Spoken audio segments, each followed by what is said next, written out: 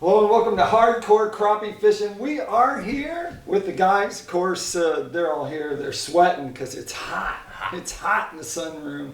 And we got them toasting like hot dogs and marshmallows on a fire. But the fish are going to be biting. And we're talking about first week of August, right in that time period.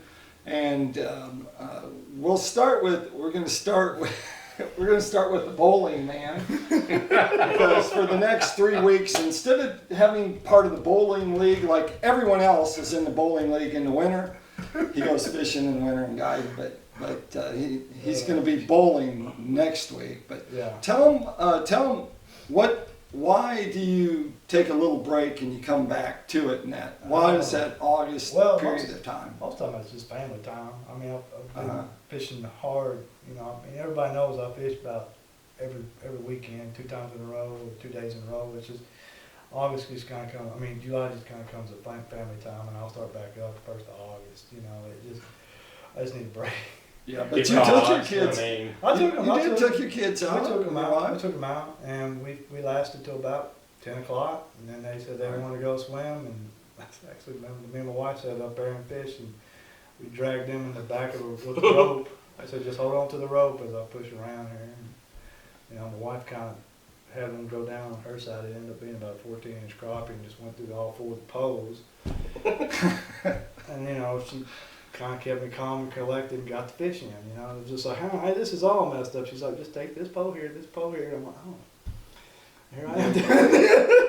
So we used to do that with our kids, and I'd jam on that trolling water, man. I'd try and make them swim so they'd be tired. Yeah. Didn't work. They were they'd just be more hungry. Yeah. More hungry, make sure you got more food. Well, we're heading on vacation too, so I'm, you know, but that started back up, you know, in the month. Is the thermocline, does that play a part of that then, when you're coming back? No.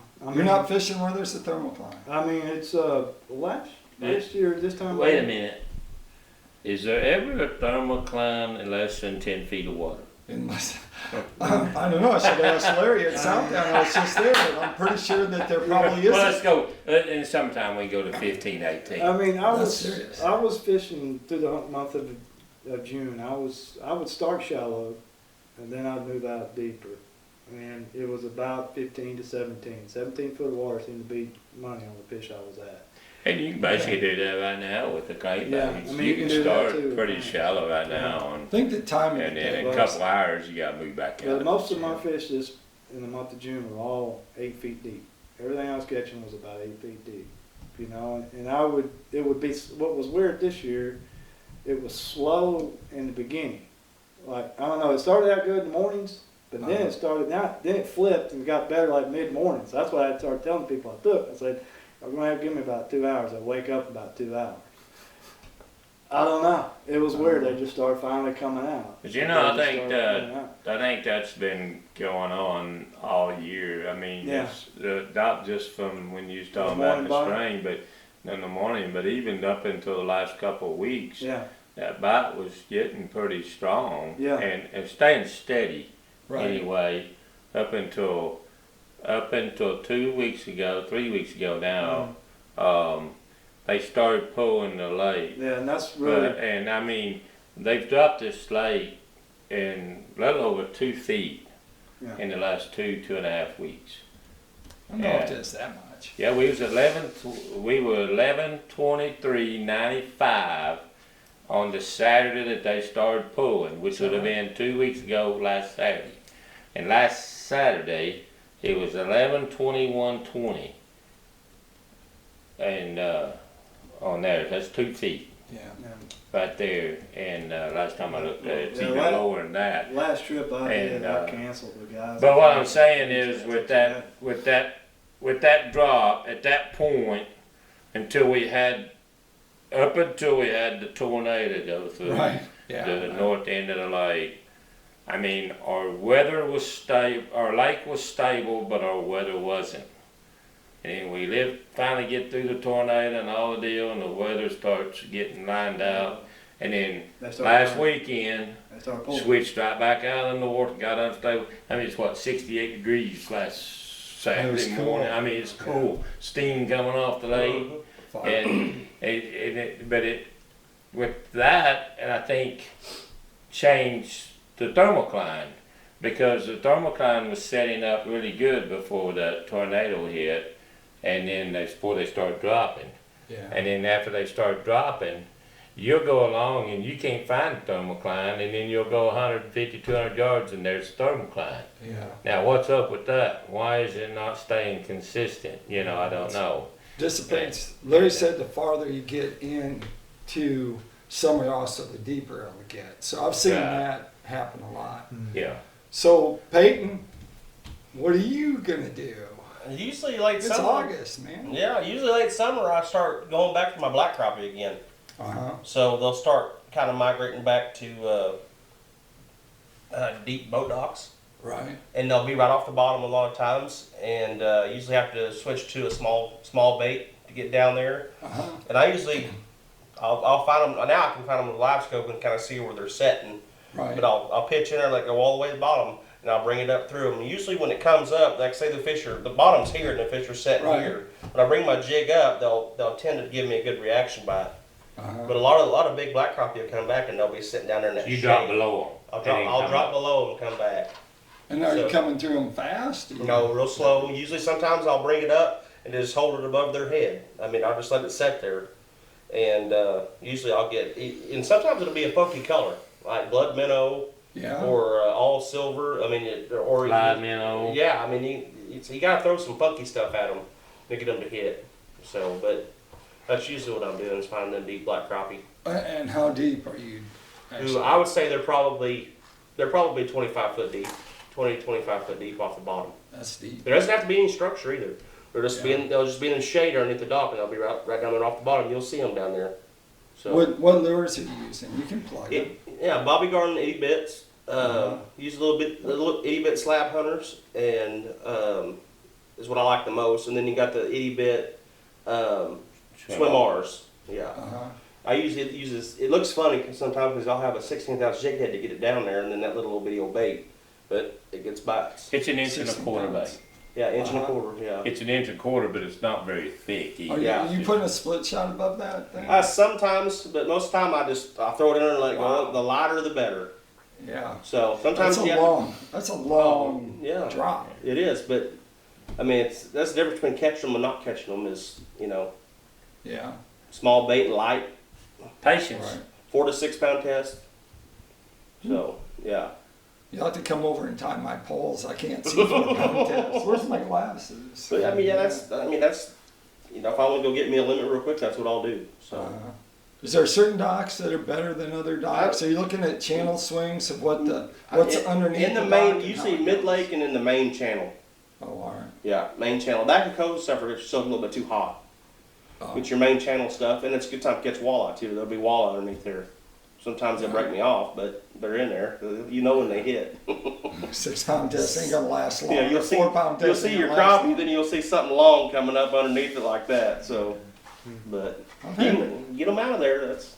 I've hammered a couple of catfish that Yeah. snuck up on me out of a tree. Yeah. Really? The tree was laying down recently, and I was going across the tree, and I was like, well, if there's crappie in there, I'll just run that black right across the top. It's funny. It just too. goes "Brook," like that. I'm like, no. It's funny too though on those cats, if you do get one up just a little bit, if he's looking at you, you think, there's a keeper. And unless he turns where you see that big, if they turn, it's that old big bulk you've been down to nothing on the tail. It's obvious then, but if they're looking at you, you're thinking, and you get that jig almost to them and you think, oh crap, this is, I ain't caught a catfish in 2 years. It's funny though. When Everybody else is catching catfish. I ain't. Catfish. I haven't caught as many this year trolling as I used to. Yeah, usually you put a red crankbait on it's. Oh They yeah. hammer it up. Red and orange and pink. I mean, They like colors. catfish will just wear you out. But I've only caught, I think the most we've caught in one day is like 3 this year. I had a lot the last trip I did. I had more. We had- I had more catfish than I had crappie. We had 3 one morning. I was like, we're We had there. 7 3. short walleye the other day Oh really? trolling. Mm. Had 7 shorts. What's the length of those got to be? 18. 18. I mean, we had 3 of those. I mean, they were like, you know, Smidgen. they were like 17, 7/8. I mean, they were just right there. Well, I talk to people all the time. They say the only 15 inches are the best ones to eat. They fry up good. I'm like, oh yeah. Or you keep them. You better not be on Beaver. It's like, wow. $300 a fish. Yeah. Well, you know, you're talking about that. I've noticed probably the last 3 weeks, 4 weeks. I don't know if Lance has seen them. I know you've been out there. Yeah.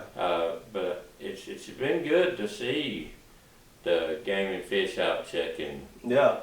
people. I got checked a time or two, and it's been rather interesting. I'm glad to see it. It's very funny how many people's even been on Facebook talking about they got checked. I've never been checked my whole I've life. never been checked. You know, they've been on the lake all their life and they've never been checked, and now they're getting checked. I thought that was pretty impressive. So. They'll go ahead and comment. I got a warning today. I'm like, Yeah. You can get one of those if you got a short fish. yeah, it's like you've been on this lake your whole life and you kept a short fish.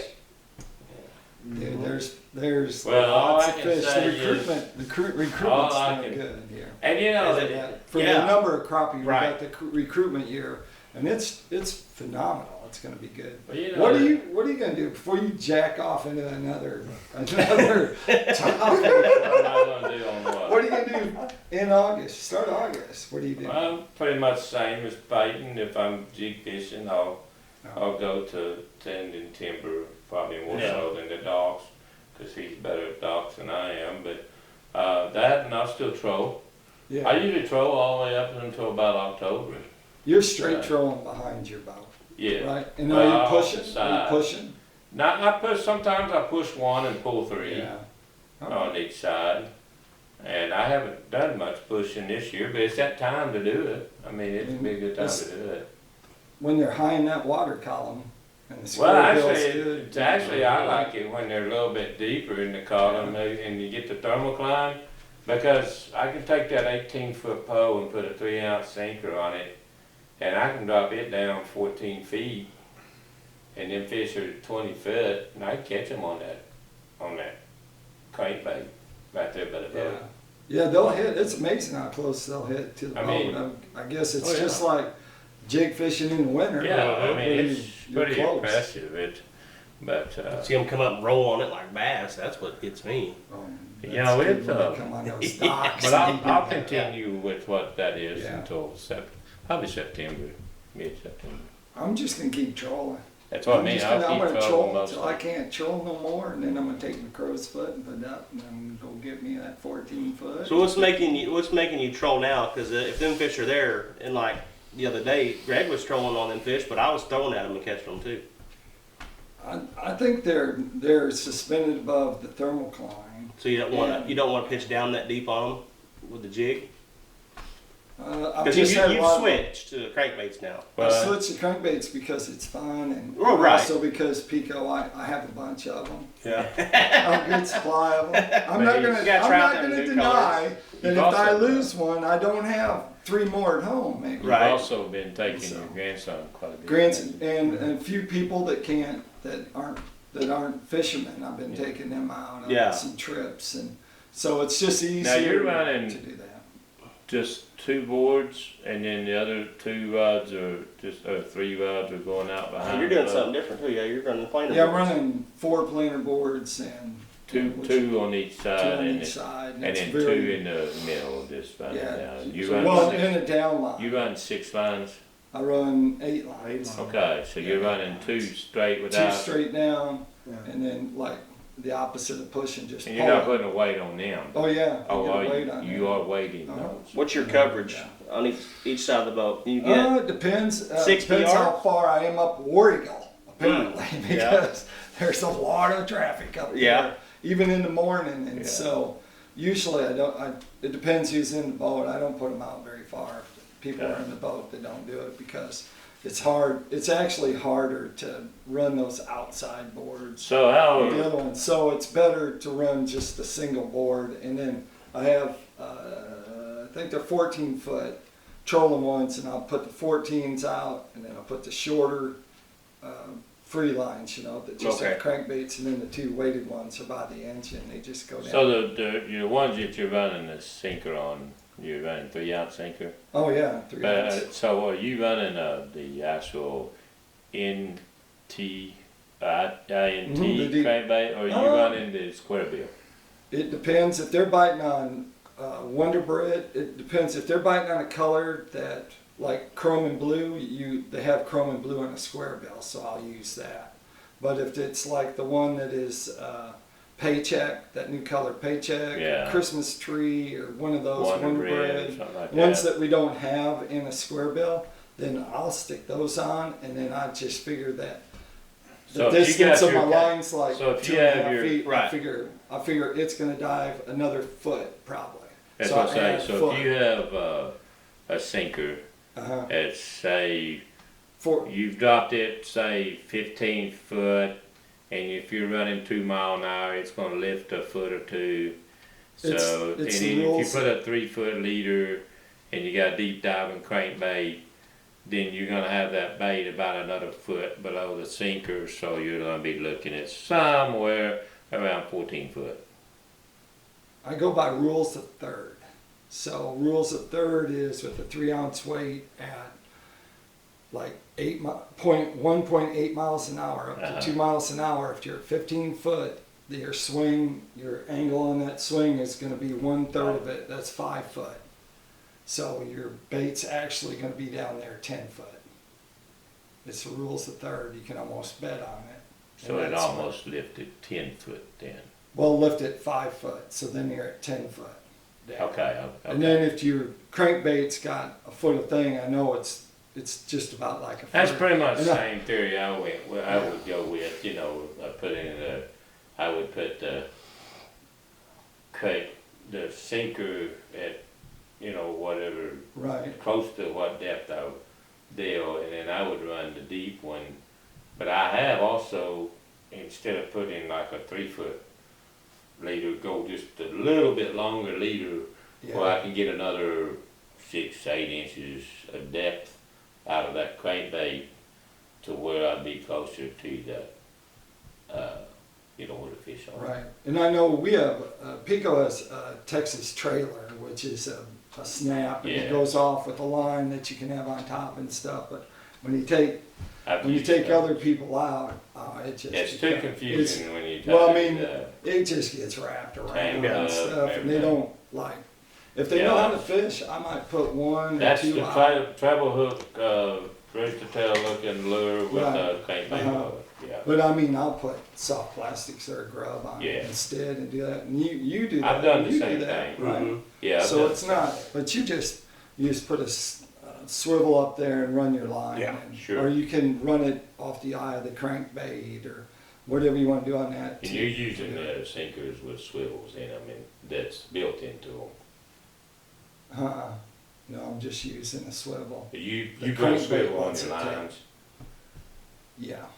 Instead of? No, usually if I'm doing that, I'll run, it just depends who's in the boat, but I'll run a line if they get in the boat. If they get in the boat and I don't have one, and I have a Texas trailer on, and I catch one, I'll be like, ooh, I need to put one on real fast, and I just tie it. I was talking about on your sinker that you're running to run those 2 lines. Your sinker has a swivel embedded in them. Oh yeah.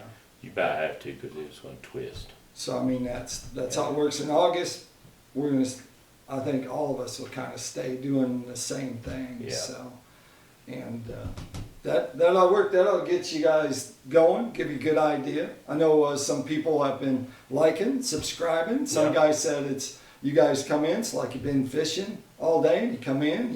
You talk about how your day went, and everyone keeps their secrets and hidey holes.